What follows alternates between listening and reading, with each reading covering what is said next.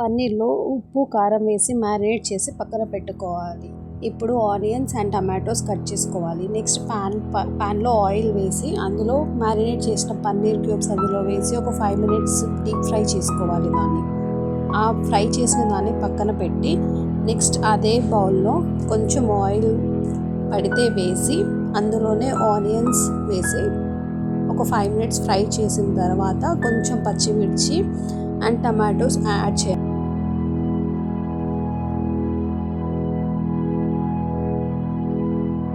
Next ఒక 5 minutes తర్వాత tomatoes మగ్గినాయని తెలిసిన తర్వాత రెండింటిని తీసి సపరేట్ చేసి పక్కన పెట్టుకోవాలి గ్రైండింగ్ కోసం.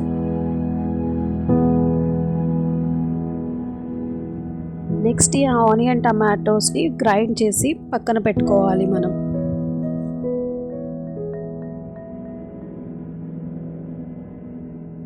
ఫస్ట్ ఒక స్పూన్ ఆయిల్ వేసి అందులోనే బటర్ ఉంటే బటర్ వేయండి, లేకపోతే మీ దగ్గర నెయ్యి ఉంటే నెయ్యి వేసుకొని టేస్ట్ బాగుంటుంది. అందులో అల్లం పేస్ట్ అండ్ పసుపు వేసి ఉప్పు కారం 1 స్పూన్ 2 స్పూన్స్ పడుతుంది. 1/2 kg పన్నీర్కి 2 స్పూన్స్ కారం 2 స్పూన్స్ ఉప్పు పడుతుంది. కలిపేసి బాగా కలిపిన తర్వాత అందులోకి మనం మిక్స్ చేసి పెట్టుకున్న పేస్ట్ వేసి ఒక 10 minutes అలాగే వదిలేయాలి. అందులోనే కొంచెం కస్తూరి మేతి కూడా వేయాలి. క్రష్ చేసి వేస్తే టేస్ట్ బాగుంటుంది.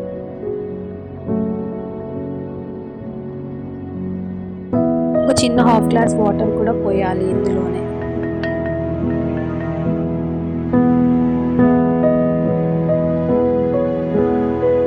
ఒక 10 minutes తర్వాత మనం పన్నీర్ని యాడ్ చేయాలి. పన్నీర్ని యాడ్ చేసిన ఒక 10 minutes తర్వాత మనం తీసేసి మనం యమ్మీ పన్నీర్ బటర్ మసాలాని సర్వ్ చేసుకొని తినేయచ్చు.